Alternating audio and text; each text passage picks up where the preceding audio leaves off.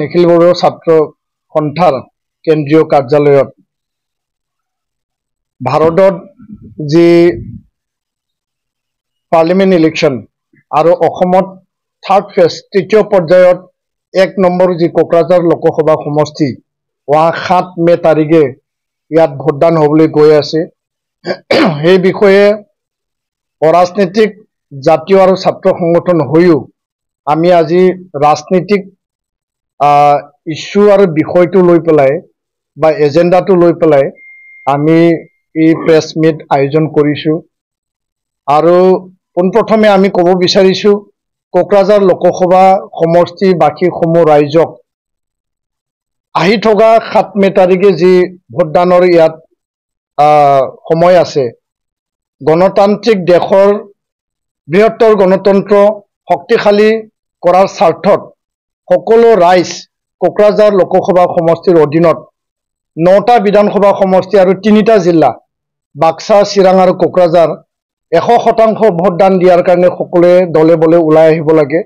তাৰ কাৰণে আমি পোনপ্ৰথমে আহ্বান জনাইছোঁ যে কি ইস্যু আৰু এজেণ্ডাক লৈ পেলাই কোকৰাঝাৰৰ বড়ো ৰাইজ আৰু আন জাতি জনগোষ্ঠী ইয়াত থকা সকলো জনগোষ্ঠী ভোটদান কৰিব, সেই বিষয়ে আমি স্পষ্ট কৰিব বিচাৰিছোঁ।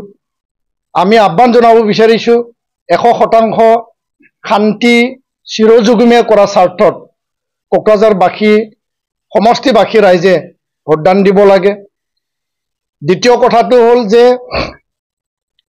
বিটিআৰ শান্তি চুক্তি, যি চুক্তিৰ দ্বাৰা আমি শান্তি ইয়াত লাভ কৰিবলৈ সক্ষম হ'লোঁ আৰু এতিয়া উন্নয়ন আৰু বাকী আন জাতি জনগোষ্ঠীৰ সমস্যা সমাধান বা সম অধিকাৰ আৰু সম উন্নয়নৰ কথা এতিয়া বিটিআৰ শান্তি চুক্তিৰ পিছত যি এটা প্ৰক্ৰিয়া চলি আছে আৰু এই চুক্তিৰ মূল দফাসমূহ গাঁও অন্তৰ্ভুক্ত কৰা, সীমা সম্প্ৰসাৰণ, ইয়াত 60খন সমষ্টি ইয়াত বঢ়াই নিয়া আৰু লগতে যিখিনি বিভাগ ডিপাৰ্টমেণ্ট পাৱাৰ এণ্ড ফাংচন বঢ়াই নিয়া, কাৰ্বি আংলঙৰ ST হিল সেই বিষয়টো নিষ্পত্তি কৰিব লাগে। বড়ো কছাৰী কাউন্সিলৰ যি বড়ো কছাৰী কাউন্সিলৰ যি পূৰ্ণাংগ মৰ্যাদা তাত প্ৰদান কৰিব লাগে আৰু বিটিআৰত থকা যি অনুষ্ঠান প্ৰতিষ্ঠান আমি যি চুক্তিৰ দ্বাৰা লাভালাভ কৰিলোঁ সেইটো আমি বনাই ল'ব লাগে। সেই বিষয়সমূহ লৈ পেলাই আমি ৰাইজক আহ্বান জনাইছোঁ যে ভাতৃত্ববোধ হাতামপৰীয়া এটা আমাৰ যি সম্বন্ধ, না এতিয়া বড়ো অনাবড়ো পৰিৱেশ আছে, না এতিয়া হত্যা হিংসাৰ পৰিৱেশ আছে, না এতিয়া বন্দুক বাৰুদৰ পৰিৱেশ আছে।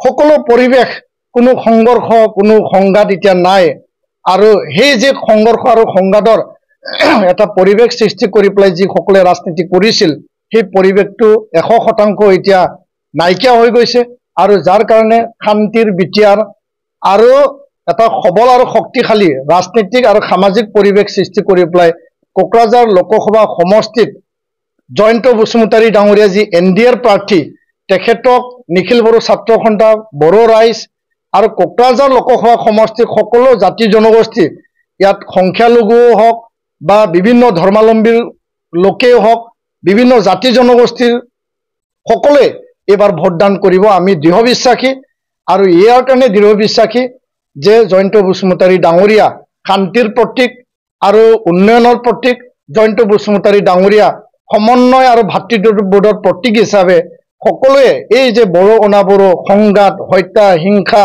যিবিলাক ইয়াৰ সংঘৰ্ষ সংঘাত, সেই বাতাবৰণ সৃষ্টি কৰিছিল, এইটো 10 বছৰ পিছত এই সুযোগটো সকলোৱে পাইছে আৰু এইটো এটা সোণালী সুযোগ আৰু এই সোণালী সুযোগত NDAৰ প্ৰাৰ্থী জয়ন্ত বসুমতাৰীক নিখিল বড়ো ছাত্ৰ সন্থাই পোনপটীয়াকৈ আমি সমৰ্থন দিছোঁ আৰু ইয়াৰ কাৰণে সমৰ্থন দিছোঁ যে জাতীয় স্বাৰ্থত, এজেণ্ডা আৰু ইস্যুৰ স্বাৰ্থত, একৰ্ড ইমপ্লিমেণ্টেশ্যনৰ স্বাৰ্থত সেই বিষয়সমূহ আজি আমি স্পষ্ট আৰু দৃঢ়তাৰে আমি প্ৰকাশ কৰিছোঁ। আমি আহ্বান জনাব বিচাৰিছোঁ যে হাগ্ৰামা মহিলাৰী ডাঙৰীয়া, BPF দলৰ হাগ্ৰামা মহিলাৰী ডাঙৰীয়া যি মুৰব্বী আছে আৰু তেওঁলোকৰ সমৰ্থিত আৰু দলীয় কৰ্মী নেতাক আমি আহ্বান জনাব বিচাৰিছোঁ যে কোনো সন্দেহ নাথাকে আমি এটা ঐক্য আৰু শান্তিৰ স্বাৰ্থত আমাৰ এটা চিন্তা বিটিআৰক আগুৱাই নিব লাগে, ইয়াৰ স্বাৰ্থত এজন প্ৰাৰ্থীক আমি জিকাব লাগে আৰু সেইগৰাকী হ'ল জয়ন্ত বসুমতাৰী আৰু হাগ্ৰামা মহিলাৰী ডাঙৰীয়াক আমি আহ্বান জনাইছোঁ যে আমি ভেদাভেদ, আমি সংঘাত আৰু এই পৰিৱেশটো আমি এৰাই পেলাই হাগ্ৰামা মহিলাৰী ডাঙৰীয়াও জয়ন্ত বসুমতাৰী NDA প্ৰাৰ্থীক বিটিআৰবাসীৰ স্বাৰ্থত, সকলো জনগণৰ স্বাৰ্থত আৰু বড়ো ৰাইজৰ স্বাৰ্থত তেওঁ সমৰ্থন দিব লাগে বুলি আমি আজি মুকলিকে তেখেতক আহ্বান জনাইছোঁ। আৰু আমি কোনো মানে এনেকুৱা ৰাজনীতিক মানে ভেদাভেদৰ পৰিৱেশ আমি বিচৰা নাই। আৰু আমি বিভিন্ন সাৰ্ভে, বিভিন্ন আমাৰ পৰ্যবেক্ষণ, বিভিন্ন ৰিপৰ্টৰ পৰা আমি তথ্য লাভ কৰিছোঁ। যদিও আমি ৰাজনীতিক কথা ভিতৰত যাই পেলাই আমি ক'ব বিচৰা নাই, কাৰণ দলে ৰাজনীতিক ইলেকশ্যন খেলে, নিৰ্বাচন খেলে আৰু প্ৰাৰ্থী তেওঁলোকে প্ৰক্ষেপ কৰে।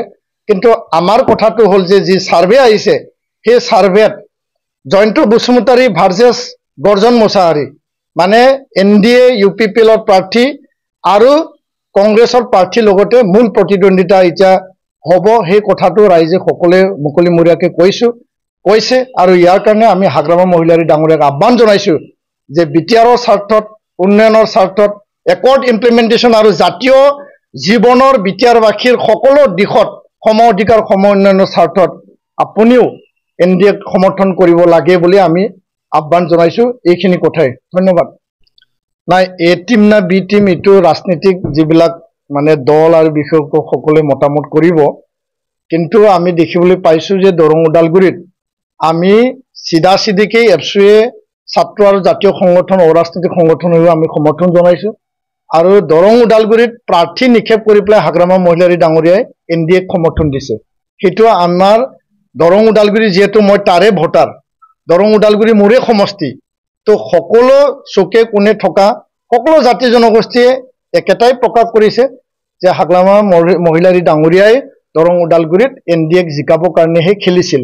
সেই কথাটো আজি ভোট দান হোৱাৰ পিছত সকলোৰে সাৰ্ভেত এইটো ওলাইছে। তাত মই কাকো দুখ দিব বিচৰা নাই। ধন্যবাদ। নাই, আমাৰ যি এটা বিশেষ তথ্য আৰু বিভিন্ন ৰাজনৈতিক বিশেষজ্ঞসকলে হৈ যোৱা প্ৰথম আৰু দ্বিতীয় নিৰ্বাচনত যিবিলাক ৰিপৰ্ট কালেক্ট কৰি পেলাই এটাই কথা স্পষ্টকৈ কৈছে, আৰু বিশেষকৈ দৰং ওদালগুৰিৰ ক্ষেত্ৰত আমাক যিবিলাক মানে জ্যেষ্ঠসকল তেওঁলোকে আমাক তথ্য দিছে যে দৰং ওদালগুৰিত হাগ্ৰামা মহিলাৰী ডাঙৰীয়াৰ প্ৰাৰ্থী যি ইয়াত নিক্ষেপ কৰিছিল বা খেলিছিল, ইয়াৰ মূল লক্ষ্যটো আছিল যে NDAক জয়কাৰ কৰা। আৰু আমি চিধাচিধিকে NDAক ছাপোৰ্ট কৰিছোঁ। দিল্লীত যাই পেলাই জয়ন্ত বসুমতাৰী ডাঙৰীয়া বিটিআৰবাসীৰ উন্নয়ন, কোকৰাঝাৰ লোকসভা সমষ্টিৰ উন্নয়ন যাতে তেওঁ কাম কৰে। আৰু দিলীপ শইকীয়া ডাঙৰীয়াও একৰ্ড ইমপ্লিমেণ্টেশ্যনৰ কথা জয়ন্ত বসুমতাৰী ডাঙৰীয়াৰ লগত থাকি পেলাই যাতে একেলগে কাম কৰিব পাৰে, ইয়াৰ কাৰণে আমি দিলীপ শইকীয়া ডাঙৰীয়া বা NDA প্ৰাৰ্থীক দৰং ওদালগুৰিত আমি সমৰ্থন কৰিছোঁ। জয়ন্ত বসুমতাৰীক আমি চিধাচিধিকে ইয়াত পূৰ্ণ সমৰ্থন আগবঢ়াইছোঁ। আন দল সংগঠনৰো আমি সহায় বিচাৰিছোঁ। আৰু ইয়াত কোনো ৰাজনৈতিক উদ্দেশ্য নাই, জাতিৰ উদ্দেশ্য, বিটিআৰবাসীৰ স্বাৰ্থৰ উদ্দেশ্য আছে আৰু লগতে একৰ্ড ইমপ্লিমেণ্টেশ্যনৰ উদ্দেশ্য। তো হাগ্ৰামা মহিলাৰী ডাঙৰীয়া মানে ইনডাইৰেক্টলি দৰং ওদালগুৰিত NDAক ছাপোৰ্ট কৰিছে, সেই কথাটো জলজট পটপট ওলাই পৰিছে। তেখেতে যিয়ে মন্তব্য নিদিয়ক কিয়, আৰু কোকৰাঝাৰত তেওঁ নিজাকৈ খেলিছে।